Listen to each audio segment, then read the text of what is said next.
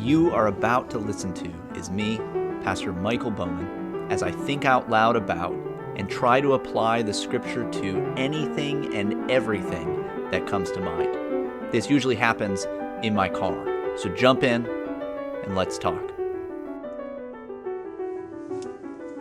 I think a lot lately about the future and just the direction of our society, the way things are moving, what kind of opportunities are going to be provided for the church, and not just the church, but maybe just communities in general, communities of Christians, as we think about what needs there are. Often this comes out of my thought. You think about the early church, often it's attributed to the early church that one of the reasons they grew so much was that they would take children off of the garbage heaps that would just be left there to die, infants. And this would lead not just to children being then raised in these Christian homes, but sometimes it would then cause the mothers of these children or others, family members, to see, hey, who are these people that are willing to save my children when I am not even willing to try to do that. And so this was a social situation that provides an opportunity for Christians to just be Christians, in no special way, and yet it led to the growth of the church. One of the ways I've been thinking about this lately is with the kind of coming collapse of elder care and the care of elders. For a long time, we have not had situations where families, by and large, will take care of those who are elderly in their families. But as people age, they just go into homes where people are, you pay somebody to take care of them. And this has led to some serious problems, just in the kind of bureaucratization of elder care, which should be something that's done with, love, care, tenderness, honor. And yet a lot of that, I think, has been taken away.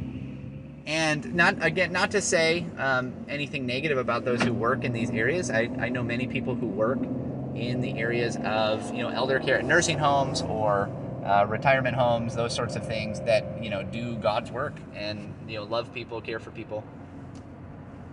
But with the onset of COVID, one of the things that became clear is these places are very fragile.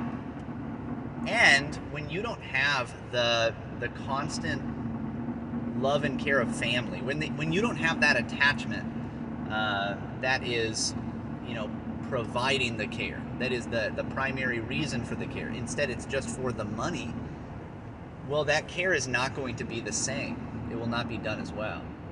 And so I think a lot about, hey, what opportunities would there be for Christians, and maybe the church institutionally, but maybe more so even just Christians individually, to care for people in these situations in a way that we could be a clear witness to what it looks like to honor those who have gone before us, and even take care of those who maybe have not thought well or lived well in a way that they would be taken care of later on, and now they're just the responsibility of a nameless, faceless state organization. One of the ways I've thought about this lately is that I often see those who are elderly, like whether they be in homes or while they're still they are still with it enough that they can work, and to see elderly men and women who live alone and who are working at places like Walmart, that's hard for me, because I think that as people age, now again, this is not taking into account bad decisions that are made sometimes, or ways that some people alienate others in such a way that as they get older, nobody wants to care for them or be around them, and that's something that they have to face the consequences of their actions. Sometimes this isn't the case, sometimes it is. It's messy. I'm speaking in generalities here, and I admit that. But I don't want to see that happen a lot. People who are in the later years of their life, they really ought to be in a place of honor, held in honor, and cared for. even if they don't necessarily fully deserve it. That's not what we are commanded. When we're commanded to honor our fathers and our mothers, that I think that command, though it applies particularly to those closest to us, our actual fathers and mothers, I think it does have a kind of application more broadly to us in our communities, in our societies. How do we care for those who are older and are unable to care for themselves? Now, in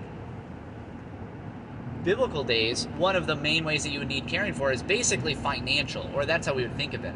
You would need provision for the main necessities of life. You know, you would need living, you would need healthcare, you would need these things, you would need food. And when you get older in an agricultural society, you're unable to do that. And so to care for somebody in that situation looks maybe more tangible in that way. It is like providing financial means. Provision of the base necessities of life. That's not exactly the case anymore because we're in such a wealthy society and we have different social safety nets and things like that. Most people will get some kind of care where the base necessities of life generally are going to be cared for them. But that doesn't mean that they are fully cared for, right? When there is no community, when there's no loving, compassionate care for them as they age, and I think partially too when they're disconnected from the life of a community or a family where they, for instance, never get to be around children. That is not ideal. That's not how things should be, I don't think. So what do we do? What do we do? I don't really know. And I don't know how you would do this. I don't know that it should be. I think that, obviously in 1 Timothy, we're told of situations where the church does take on the care of a widow, for instance, because there is no family to care for her. Now, the primary thing to do is that families would care for those who are older in their families. You should, if you're younger, and almost everybody that listens to this is in a younger generation, well, you should be thinking about how to prioritize the care of your parents as they get older.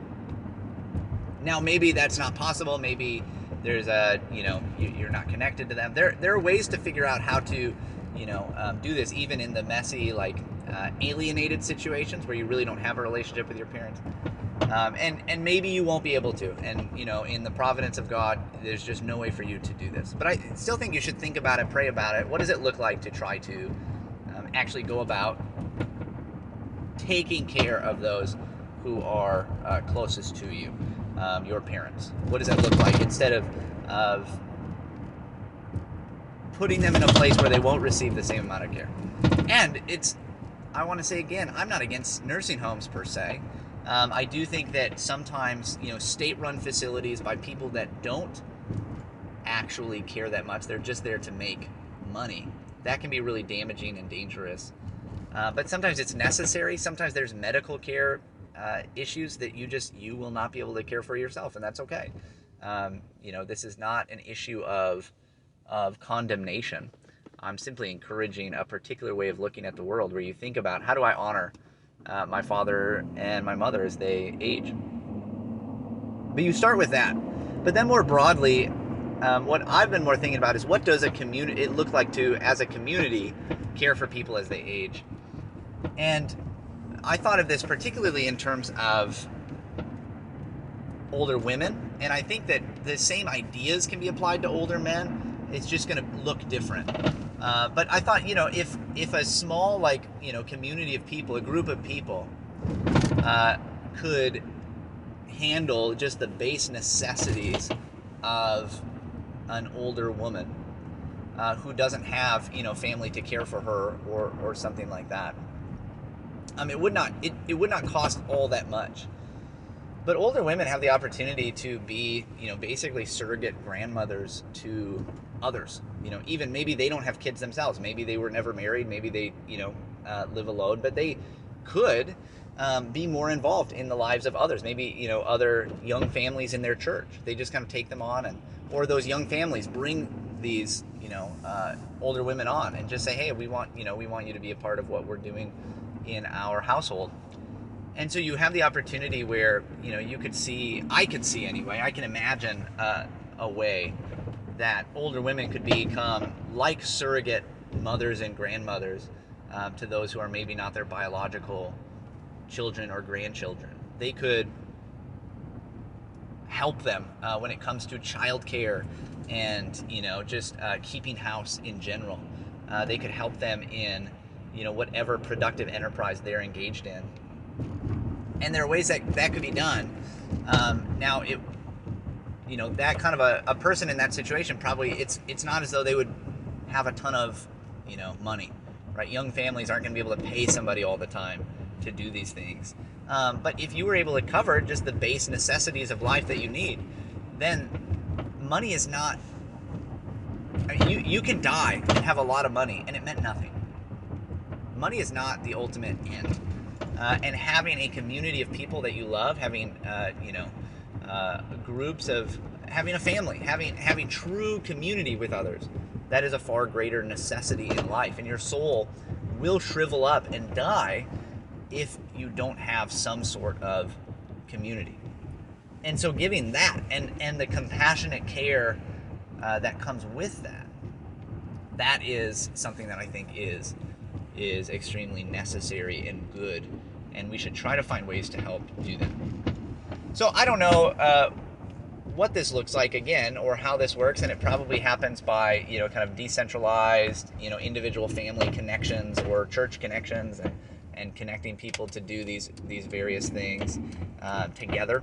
But what I really want is for us to be thinking about it, because when you look at the massive amount of older generations that are moving toward retirement, moving toward where they're going to need some kind of external care outside of what they can do themselves in our country, it's bad. It's going to be very bad. There are backups in the system as far as there's not enough people working in nursing homes and other facilities to give the care and provision that's needed for the amount of people that are moving toward that need. There's a tsunami coming, and I think that we should be thinking about how we can best minister and work in such an environment for the expansion of the kingdom.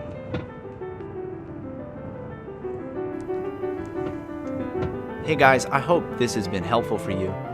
If it has been, go ahead and rate it, review it, or share it with a friend, especially if you're in La Crosse, Wisconsin, or the surrounding areas. That helps me expand the audience and hopefully increase the impact of these ideas.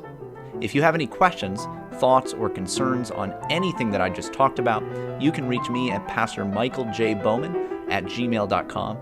You can find more content from me, as well as information about the church that I pastor at ccc-pca.org. With that, I hope you can enjoy the many blessings of God today. Until next time.